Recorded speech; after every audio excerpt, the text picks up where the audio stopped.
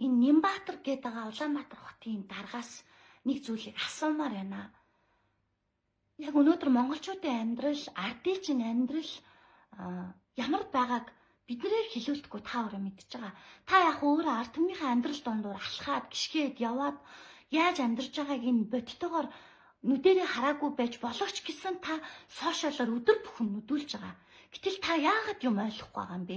Яагаад хөдөлмөр эрхлэгчдийн, яагаад татвар төлөгчдийн, яагаад бүтээн байгуулах гад амьдрах гад тэмцгээд ядж байгаа бидний татварын мөнгөөр та өнөөдөр скватрын талбай дээр нэг тэрбум 600 сая төгрөг гэдэг энэ хэмжээний тоог хэлээд та 10 өдөр 14 өдөр юм хоолны үзэсгэлэн юм фестивал вэ?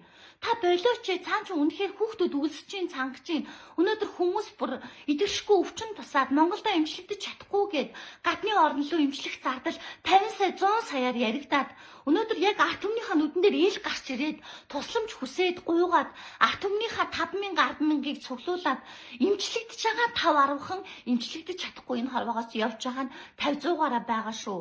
Гэхдээ саяхан ч гэсэн тэр олонний хайр хүндэтгэлийг хүлээсэн жүжигчин Хүсэл Баатаргаа, найруулагч Хүсэл Баатаргаа аав нь хавдар туссан хавдрын эмнэлэгт аавыгаа 20 хоног эмнэлэгт цагчаагаад тэндээс гарсан авсан мэдрэмжээ хуваалцсан штэ.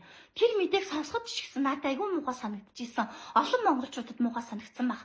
Өнөөдөр бүхэл бүтэн тийм ээ би даасан улс юм чинь ийм хэмжээний зүйлийг хийх их биднэрт байгаа гэж та ярихынхаа оронд тэгвэл та бүхэл бүтэн би даасан улс юм бол яагаад өнөөдөр Монгол улсын бүхэл бүтэн хавдрын нэгдсэн төв дээр нь хавдар гэдэг өвчнийг нь шардаг одоо газар авах тэр процессыг нь сааруулдаг тэр шарлалтын аппарат өнөөдөр яагаад тэгвэл хоёрхан шиг байгаа юм бэ?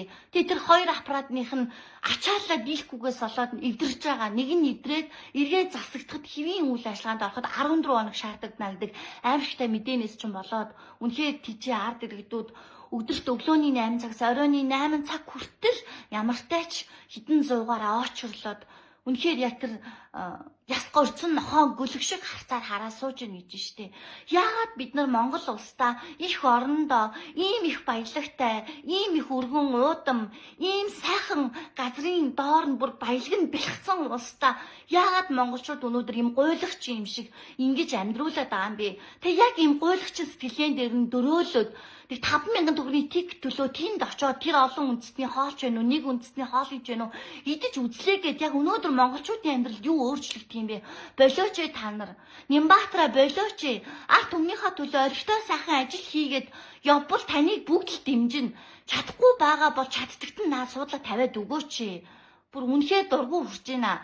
Тэгээ энэ наацхан зүгээр би бодлоо л доо 100 сая төгрөгөөр үнэхээр гадаад улсад дэмжлэгдээд одоо амь нас нь аврагдахаар хэмжээнд бол та 16 гэр бүлд амьдрал бэлгэлэхээр хэмжээний мөнгөөр та өнөөдөр надад тоглолт хийж гин PR өсгөж гин болооч. Энийг бол та бүхэл бүтэн хамгийн үнэтэйгээс нь бол нэгийг дундаж үнэтэйгээс нь бол 2 ширхэг хавдрын шарлалтын эсрэг аппаратыг худалдаж авах хэмжээний мөнгөөр та надад туйлаад байна. Энд хариулт авмаар байна. Болооч.